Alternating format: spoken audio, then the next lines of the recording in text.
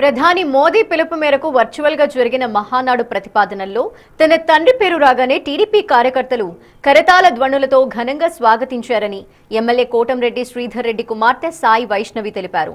ఎన్నికల్లోనూ భారీ మెజారిటీ ఇచ్చి ఆదరించారని సాయి వైష్ణవి హర్షం వ్యక్తం చేశారు.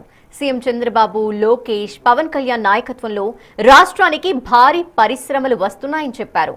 నెల్లూరు రూరల్లో ప్రస్తుతం 658 కోట్లతో జరుగుతున్న అభివృద్ధి పనులు త్వరలోనే 1000 కోట్లకు చేరుకుంటాయని, తన తండ్రి, బాబాయ్ నియోజకవర్గ అభివృద్ధికి అంకిత భావంతో పనిచేస్తున్నారని తెలిపారు. ప్రజలు నాన్నకి మొన్నటి ఎన్నికల్లో 35,000 బలమైన మెజారిటీ ఇచ్చి వారి అంగీకారాన్ని స్పష్టంగా తెలియజేశారు. ఇంకా నా రెండో ప్రశ్నకు మాత్రం నాకు సమాధానం గత మహానాడులో దొరికింది. నాన్నని తీర్మానం ప్రవేశపెట్టమని ఆ రోజు వేదిక మీదకు ఆహ్వానించినప్పుడు, ఆ రోజు వేదిక ముందు కూర్చున్న చాలా మంది తెలుగుదేశం పార్టీ కార్యకర్తలు, అభిమానులు ఒక్కసారిగా ఎంతో ఉత్సాహంతో గట్టిగా కరతాళ ధ్వనులతో నాన్నకు ఘన స్వాగతం పలికారు. నేను ఆ మొమెంట్ టీవీలో చూసి చాలా సంతోషంగా ఫీల్ అయ్యాను. మా నాన్న రాజకీయ జీవితంలో, రాజకీయ ప్రయాణంలో నా గుండె ఆనందంతో బరువెక్కిన అతి కొద్ది మొమెంట్స్లో అదొక మొమెంట్ నాకు.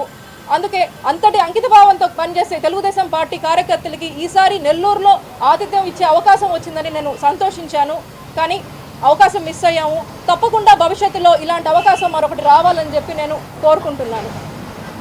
ఇకపోతే రెండో విషయం, ఈరోజు తెలుగుదేశం పార్టీ కూటమి ప్రభుత్వం అధికారంలోకి వచ్చినప్పటి నుంచి ఇప్పటి వరకు కూడా రాష్ట్రంలో ఉండే పిల్లలు, యువత, మహిళల జీవన ప్రమాణాలు మెరుగుపరచాలనే ఒక లక్ష్యంతో విద్య, ఉపాధి, మహిళా సాధికారత రంగాల్లో ఎన్నో కీలక నిర్ణయాలు తీసుకున్నారు.